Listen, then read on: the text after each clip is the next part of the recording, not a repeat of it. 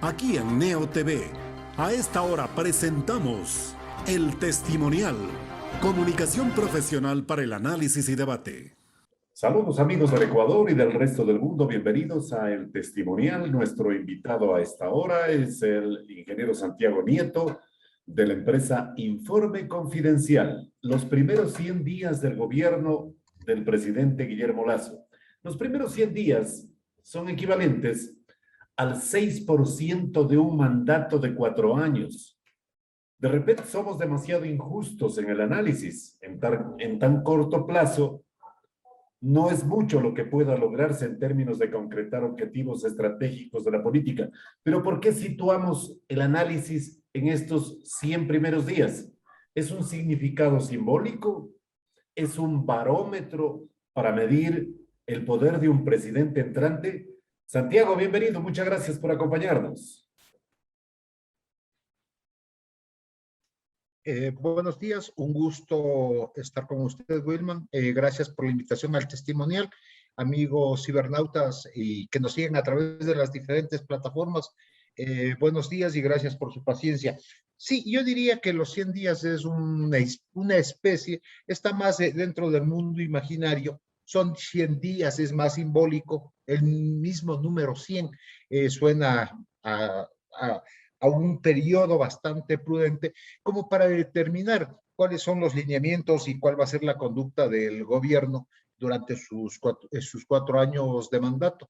En este gobierno en particular, habiendo una problemática tan compleja como era la de la pandemia, el problema de salud del COVID y las otras crisis que se generan de esto, la gente estaba muy expectante de qué es lo que iba a pasar, sobre todo digo con este problema, y a medir a una figura que se presentaba como nueva en la política, que era Guillermo Lasso, con una política que no sabíamos muchos ecuatorianos qué rumbo iba a tomar. Pero bueno, en estos 100 años nos ha dado una primera muestra de lo que podría ser su gobierno los próximos 4 años.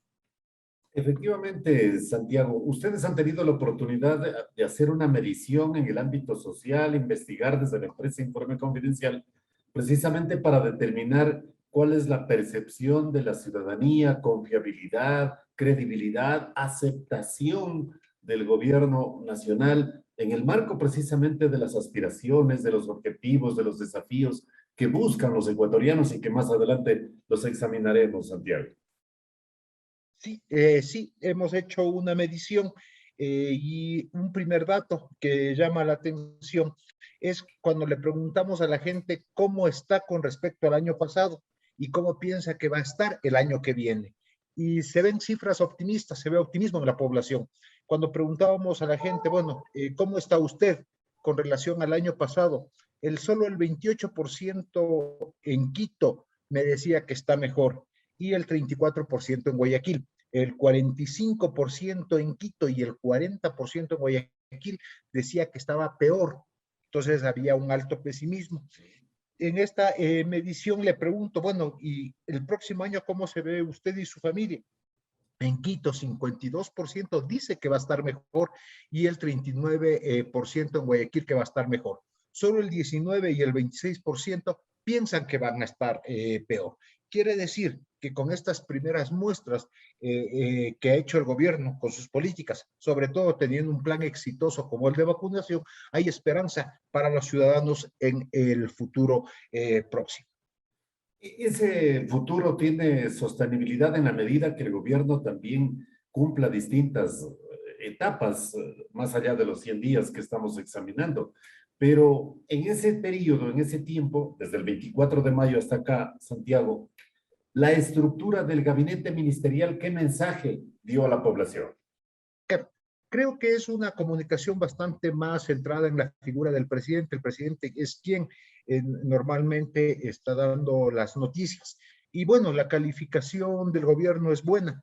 66% de quiteños aprueba la gestión del presidente de la República y el 61% de guayaquileños. Son cifras buenas, diría yo, en general para el gobierno, y creo que por eso se produce este optimismo de la población.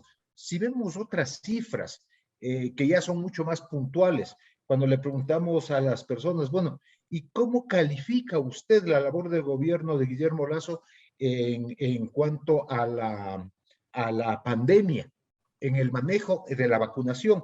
Y unánimemente la gente lo califica muy bien, entre muy bien y bien, llegando a cifras muy, muy altas, 98% en Quito y 87% en Guayaquil. Es decir, este proceso de vacunación, que es un proceso exitoso, no podemos negarlo, incluso en muchas partes bueno, nos dio tranquilidad, pero creo expectativas. Usted decía hace un momento algo que es bien interesante. No solo se trata de que el gobierno haga bien las cosas, sino de que las expectativas de la gente sean satisfechas. Claro. Y ahí siempre vamos a toparnos con una realidad. Es cuánto quiero yo y cuánto puedo tener yo. Y eso va a crear satisfacciones e insatisfacciones en los diferentes grupos. Sobre todo hemos visto que tenemos unos electores, unos ciudadanos mucho más críticos, mucho más movilizables, como hemos visto en otros países, manifestaciones que comienzan con una problemática y luego se incluye y suma problemáticas diferentes que terminan en procesos, digamos, bastante extraños. El caso de Chile, hubo el alza del precio del pasaje de transporte público, 10 centavos. Comienza la protesta por este hecho. Yeah. Además, por personas que no iban a pagar este aumento, que eran los estudiantes, porque estaban exentos. Se suman otras insatisfacciones, estamos hablando del seguro social, y termina habiendo un cambio de constitución. Pero es un proceso que se fue sumando un montón de insatisfacciones y termina en un cambio, en este caso, que es bastante grande, va mayor, que es el cambio de constitución, que es lo que está pasando en Chile. Y pongo este ejemplo porque también pasó en Colombia. Vemos lo que pasó con el presidente Duque, ¿no es cierto? Cuando trata de hacer una reforma impositiva y estalla en un montón de problemáticas y se mantiene. Pasó en Francia con los chalecos amarillos y pasó en Estados Unidos con el Capitolio. Entonces, es mucho más complejo una gente intercomunicada con expectativas y con todavía necesidades no satisfechas. Sí, es interesante. Y hay la posibilidad del riesgo de que haya esa sumatoria de efectos de protestas sociales en el Ecuador. ¿O lo observa usted en estos 100 primeros días al país muy calmo, con expectativas, con optimismo, Santiago, respecto de lo que pueda hacer el gobierno? El gobierno, ¿qué tipo de mensajes ha trascendido justamente en estos 100 primeros días en cuanto a la cantidad de decretos, a los viajes internacionales, a las leyes enviadas del Poder Ejecutivo al Poder Legislativo, entre otros elementos, mi querido Santiago? Se ve un gobierno en acción, diría yo. Y claro, veníamos de un gobierno que no tenía tanta movilidad. Era un gobierno que parecía que estaba mucho más detenido, el gobierno anterior. En este se le ve dinámico, se le ve muy pragmático, y entonces eso da una esperanza, sobre todo porque, como decíamos, en este momento se ha controlado o hay esa sensación de que se ha controlado el problema de la pandemia, el problema que tiene que ver con la salud. Pero viene el segundo problema muy grande y una crisis que está atravesando no solo el Ecuador, sino la región y el planeta, que es el problema económico. Exacto. Y en este momento es que se va, digamos, la gente va a estar expectante a ver qué hace el gobierno nacional. Pero el problema radica y se da y se vuelve mucho más complejo cuando viene la negociación política. Sí. El presidente de la República debe, y el gobierno nacional tiene que dialogar con personas que piensan completamente otra cosa de cómo debe ser el país. Y con capacidad de bloqueo, inclusive, con capacidad de resistencia o de oponerse a todo.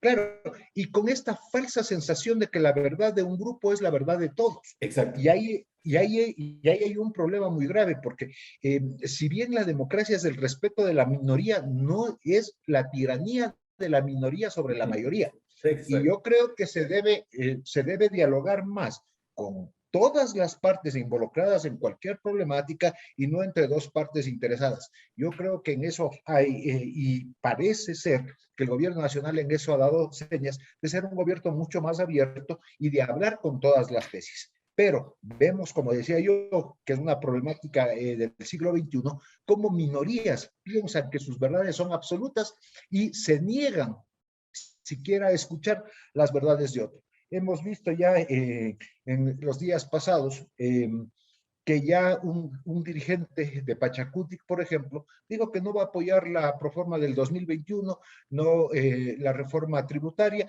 y la reforma laboral. Yo digo, bueno, si es que así comienza un diálogo, ¿de qué estamos hablando? Y como decía, no solo es Pachacutic la que tiene que dialogar con el gobierno, porque si los dos llegan de acuerdo en una de estas áreas que se van a discutir, y el resto de la población y el resto de los actores reales de la economía tampoco van a estar de acuerdo porque no estuvieron en las discusiones. Entonces, un diálogo amplio es necesario y no entre las dos partes y menos la imposición de una parte al conjunto. Creo que en eso nos falta un poco de diálogo. Y eso va a ser complejo para para encontrar una solución a un problema tan grave que es la economía y sobre todo no la macroeconomía, sino la economía micro, la economía del hogar, la economía del metro cuadrado de las personas. Ahora, Santiago, en el marco precisamente de ese proceso de negociación, de conversación, de diálogo con los distintos sectores políticos del país, desde las esferas del gobierno del presidente Guillermo Lasso, el jefe de Estado, pregunto yo, Santiago, ha mostrado fortaleza, ha mostrado capacidad de gestión, ha mostrado una potencial efectividad de su gobierno para precisamente con ese liderazgo y con esa fortaleza sentarse a la mesa de conversaciones.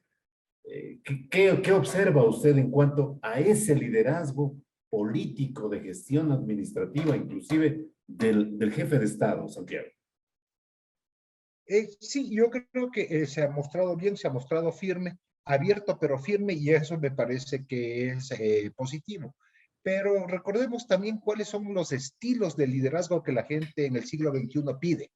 Son liderazgos más horizontales y menos verticales. Ajá. Creo que el gobierno de Guillermo Lasso trata de ser un gobierno horizontal. Está lleno de gente joven, de gente nueva, que tendrán todavía que ajustarse a lo que es el manejo de la función pública, pero o sea, yo creo que hasta ahora lo que han hecho, lo han hecho bien, y eso ha causado una expectativa positiva en la gente. Y hay que esperar siempre la segunda parte, que es la más compleja, como digo. Primero, solucionar un problema tan complejo que es el de la economía, y dos, la capacidad que tenga el gobierno de la negociación con los otros partidos políticos. Ya no es opinión pública, es una discusión más que se da en el círculo rojo a través de los actores de la política. Y claro, otro elemento, porque el mundo en el siglo XXI es muy complejo, otro elemento que se agrega a esta complejidad es la falta de credibilidad en las instituciones. Okay. Si uno ve, uno no puede ser posible que vea Contraloría, Defensor del Pueblo, qué pasa en la Asamblea, con los alcaldes, todo suena mal, todo suena feo. La gente ve a todas las instituciones que no tienen la capacidad de resolver la problemática de la gente. Y más bien entran en terrenos oscuros, como puede ser la corrupción o el no apego a la ley. Y esto va desgastando el sistema de la democracia. Es muy feo ver lo que está pasando en Quito, por ejemplo. O sea, mientras en Guayaquil ya están los precandidatos a la alcaldía, aquí no sabemos todavía quién es el alcalde. Estamos en un juego legal, o sea, y es una situación, digamos, que no se ha visto antes y que se va a estar hablando. Lo que pasa con el defensor del pueblo. Yo no estoy juzgando si son culpables o inocentes, ese no es mi papel, pero sí la problemática que sale alrededor de estos fenómenos. Claro. O sea, porque cuestionan a la autoridad. Exacto. Entonces, creo que esto son problemáticas que se vienen añadiendo a un momento que es difícil para todos, sobre todo para la clase media, que se vino muy para abajo por el fenómeno de la pandemia. Ahora, Santiago, el presidente de la nación no está solo, tiene un gabinete ministerial.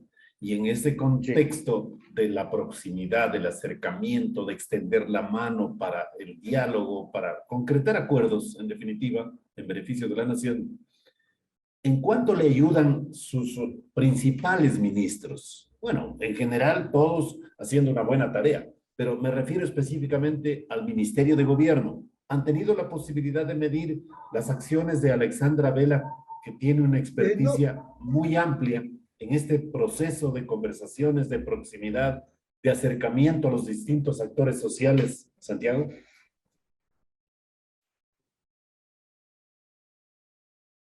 sí, yo creo que la imagen en el conjunto del gobierno da esa imagen de cercanía. Todavía es muy pronto para que las diferentes figuras del gabinete sean visibles. O sea, es muy complicado tener una estrella, digamos, dentro del gabinete, sobre todo cuando la propaganda, la publicidad, la comunicación del gobierno ha estado centrado más en la figura del presidente.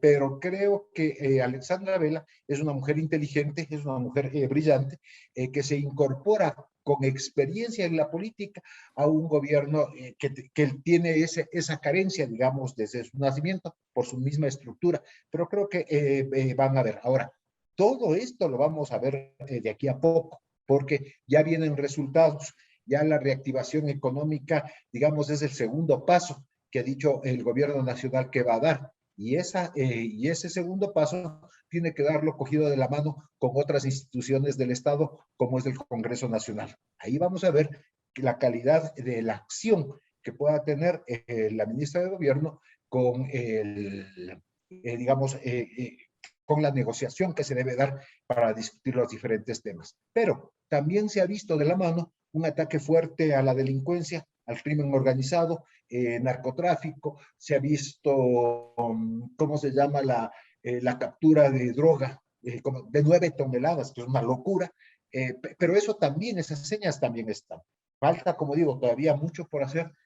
Primero, yo creo que lo que hizo el gobierno me parece inteligente, resolver el problema de la pandemia que nos Correcto. trababa todo y estar trabajando para una reactivación económica. Creo que esa reactivación económica necesita, como digo, de la mano de otros para llevar a cabo. Viene ahí la capacidad del gobierno para la negociación y ojalá que también las personas acompañen este plan porque tenemos que acompañar todos. No se trata de, pues, una vez que se termina la discusión de la clase política, viene la opinión pública.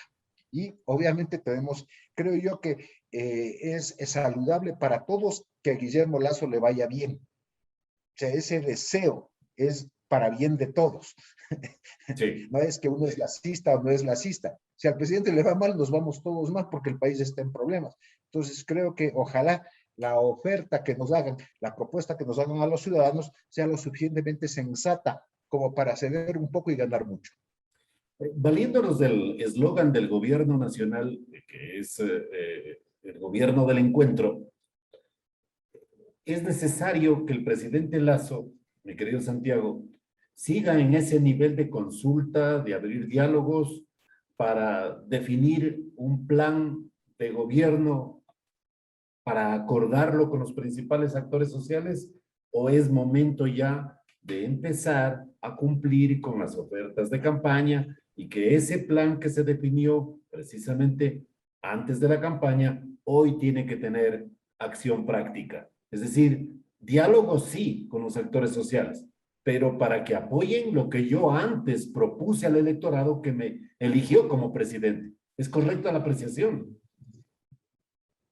Claro, pero también cediendo, porque yo creo que en una negociación tienen que ceder las dos partes para que las dos partes piensen que, y me refiero al gobierno y al conjunto de ciudadanos, no al gobierno y a un partido o a un movimiento. Claro. Creo que hay que, de lado y lado, hay que ceder, hay que, eh, hay que encontrar una salida en que todos estemos de acuerdo para que se Ok. pueda dar, porque si no el gobierno pierde legitimidad. Si el gobierno impone, pierde legitimidad. Y yo creo que por eso es bueno el diálogo y la acción. No tenemos mucho tiempo, pero la sola acción no es suficiente y el solo diálogo no es suficiente. Ahora, como el gobierno mismo se califica, es un gobierno pragmático. Va a tratar de salir, digamos, de la mejor forma con las metas que creo que se comparte con la mayoría de ecuatorianos, que es la propuesta que hizo Lazo con la que ganó la elección. Exactamente, Santiago. El capital político acumulado en este proceso exitoso de vacunación y de enfrentar la pandemia es una catapulta, una plataforma suficiente para el gobierno del presidente Lazo para convocar inmediatamente a una consulta popular, como se dice desde distintos sectores, para darle legitimidad a su gobierno y también para desarrollar planes y metas que tiene en agenda, que de repente puede tener una resistencia, un bloqueo desde la Asamblea Nacional, y es preferible encauzarlo en las urnas en una consulta popular para con esa fortaleza de decisión popular empezar a llevarlas a la práctica. Mi querido Santiago, ese capital político acumulado en la pandemia es suficiente para el objetivo que le he señalado. Depende de muchas cosas, ¿no? Yo creo que no necesariamente la popularidad termina siendo votos.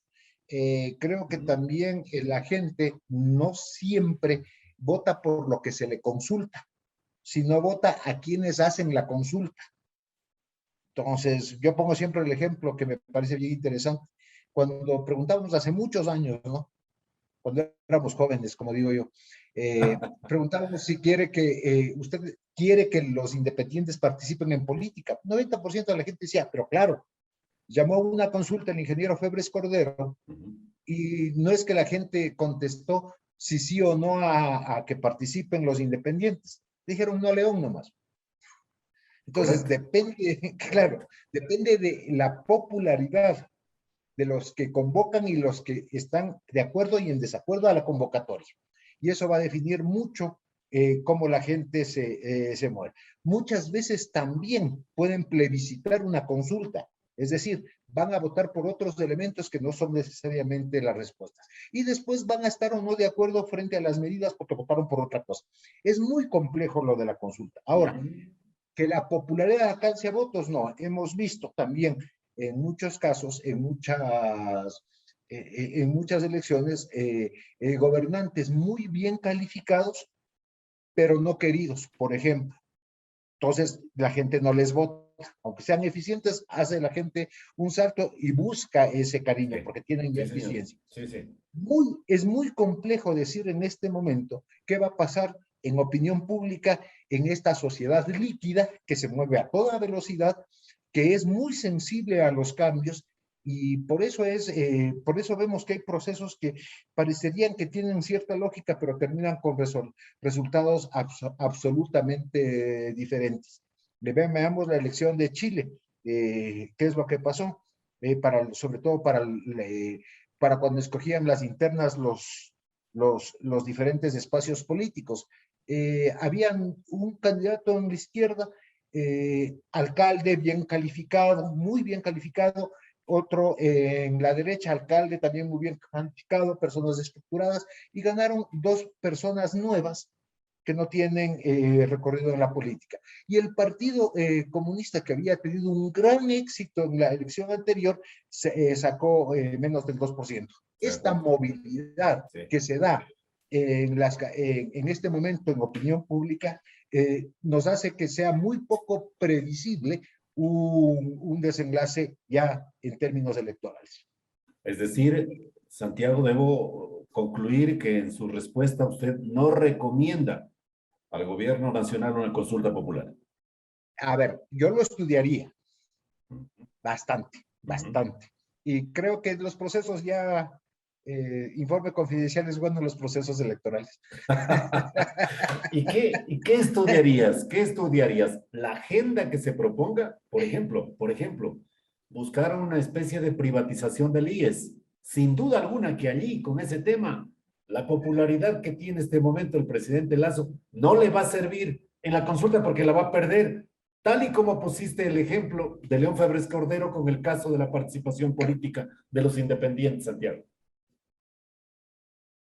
Claro, es que depende de cómo, claro, depende de cómo se pregunte. Y, no y recordemos otra cosa, el Ecuador no es un país de trabajo formal. Primera cuestión, yo digo así lanzando un poco para razonar en voz alta. ¿Cuántos son afiliados en el conjunto de la población? ¿Cuántos son desafiliados? Y los que van a votar por el destino de los afiliados son los no afiliados. Ahí tenemos ya una problemática, por poner un ejemplo.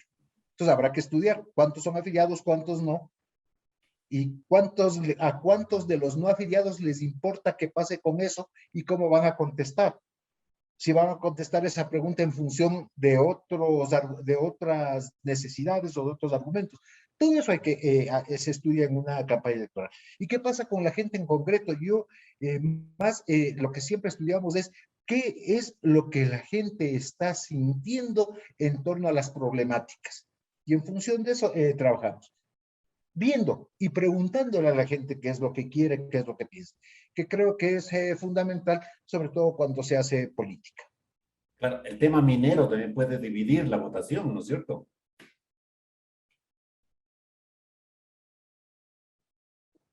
¿Me escuchó, Santiago? Claro, a ver, no la verdad. El tema minero, digo, también puede ser otro factor que divida la votación. Claro, o puede ser uno que la gente que tiene bastante más, una posición económica mucho más sólida diga que no, y la gente que necesita trabajo diga que sí. Entonces, ahí depende, digo, cómo se va viendo y qué es lo que se les llegue a preguntar a la gente. Hemos visto, por ejemplo, en Cuenca, cuando se hizo una consulta sobre la explotación minera, la mayoría dijo que no. Sí, Sí, así es. y es muy fácil la propuesta de incrementar gasto sin tener ingresos para cumplir con ese gasto. O sea, esa propuesta en una campaña no es muy lógica, pero suena muy bien. Que me den todo, pero no pongo un centavo. Suena bastante bien. Y el incremento del gasto sin tener cómo financiarlo es una irresponsabilidad, pero también tiene entrada, sobre todo cuando hay angustia. Entonces, como digo, todo hay que esperarse y hay que ver. Y creo que son temas que se deben estudiar, que si ya hay los mecanismos para resolver, deben resolverse. Y creo que para eso hay la ley y ya estará en el gobierno, ¿no es cierto?, el convocar o no a la muerte cruzada, y estará entre los actores de la política el que den paso o no a estos procesos. ¿Y por qué van ellos a dar o no el paso? Por las conversaciones y los diálogos que se tengan sobre las problemáticas específicas. En concreto, hay que pensarla bien desde las esferas del gobierno, la posibilidad de una consulta popular. No es tan fácil la decisión, Santiago. Sí, y creo que como todo en la vida, ¿no? Uno tiene que tomar una decisión, claro. pero hay que pensarla. Yo creo que hay que pensarla bien. ¿Por qué? Porque por estos movimientos que vemos en opinión pública que están dándose en Occidente, en un entorno de libertades extremas y de necesidades también extremas por el problema de la pandemia. Mi querido Santiago, siempre un honor platicar con usted y muchas gracias por su gentil aceptación que hace con nuestro programa. No, muchísimas gracias a usted, Wilman, y a todos los que nos siguieron. Ojalá sean estas palabras, les ayude, digamos, a discernir un poquito lo que está pasando. Muchas gracias por la invitación y que todos tengan buenos días. Hasta pronto, mi querido Santiago. Muchas gracias, buenos días. Santiago Nieto, de Informe Confidencial, en su participación aquí en nuestro programa, El Testimonial. Hemos presentado El Testimonial, transparencia de la verdad. De lunes a viernes desde las 18:30.